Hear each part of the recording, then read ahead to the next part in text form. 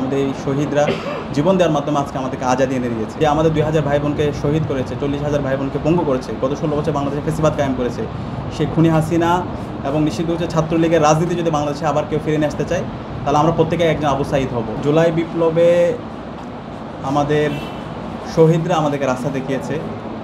শহীদরা হচ্ছে আমাদের master mind. আমরা যখন হতাশ হয়ে পড়েছিলাম তখন শহীদরা আমাদের ছিল সোর্স অফ ইন্সপাইরেশন। তো এই শহীদদেরকে স্মরণ রাখা, শহীদদের যে প্রত্যাশা, তাদের যে আকাঙ্ক্ষা, সেটা সারা বাংলাদেশে ছড়িয়ে দেওয়া, সেটা হচ্ছে আমাদের অন্যতম দায়িত্ব। আজকে বাংলাদেশের যে মানুষ স্বাধীনভাবে কথা বলতে পারা, মত প্রকাশের স্বাধীনতা পাওয়া, এটার মূল কারণ হচ্ছে আমাদের এই শহীদরা জীবন দেওয়ার মাধ্যমে আজকে আমাদেরকে আজাদি এনে দিয়েছে। তো সেই জায়গা থেকে জুলাই বিপ্লব পরবর্তী আমরা শহীদদের কাছে যাওয়া, শহীদদের প্রত্যাশাগুলো সবার মাঝে ছড়িয়ে দেওয়ার জন্য আমরা কাজ করছি, এবং শহীদ পরিবারগুলো আমাদেরই পরিবার।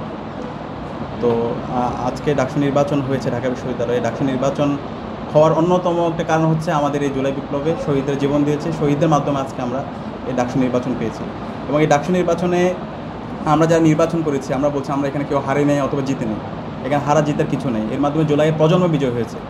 জুলাইয়ের মাধ্যমে আমাদের একটা অসাধারণ একটা জেনারেশন তৈরি হয়েছে। আপনাদের মনে থাকার কথা, জুলাই বিপ্লব চলাকালীন সময়ে আমরা দেখি না আমার পাশে কে আছে, সে কি ডানপন্থী নাকি সে বামপন্থী, সে কি হিন্দু নাকি সে মুসলমান, নাকি সে চাকমা, মারমা, ত্রিপুরা নাকি রাখায়ন। আমাদের সবার পরিচয় ছিল আমরা সবাই মজলুম। আমরা জালেম হাসিনার বিরুদ্ধে ঐক্যবদ্ধভাবে আমরা আন্দোলন করেছি। তো আজকে জুলাই বিপ্লবের 1 বছর পার হচ্ছে।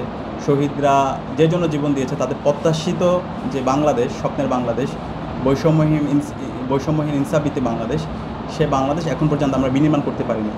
আজকে আমরা শহীদদের রক্তের উপর যাদেরকে ক্ষমতায় বসিয়েছি, আমাদের প্রত্যাশা ছিল তারা শহীদদের আকাঙ্ক্ষাকে পরিপূর্ণভাবে ধারণ করবে, কিন্তু সেই জায়গায় আমরা অনেক বেশি গ্যাপ দেখতে পাচ্ছি।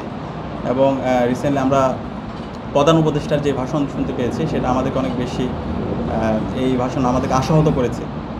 তো আমাদের অবস্থান পরিষ্কার, আমরা বেঁচে থাকতে শহীদরা যে জন্য জীবন দিয়েছে, সেই বৈষম্যহীন ইনসাফভিত্তিক বাংলাদেশ বিনির্মাণ না হওয়ার আগ পর্যন্ত আমরা লড়াই চালিয়ে যাব।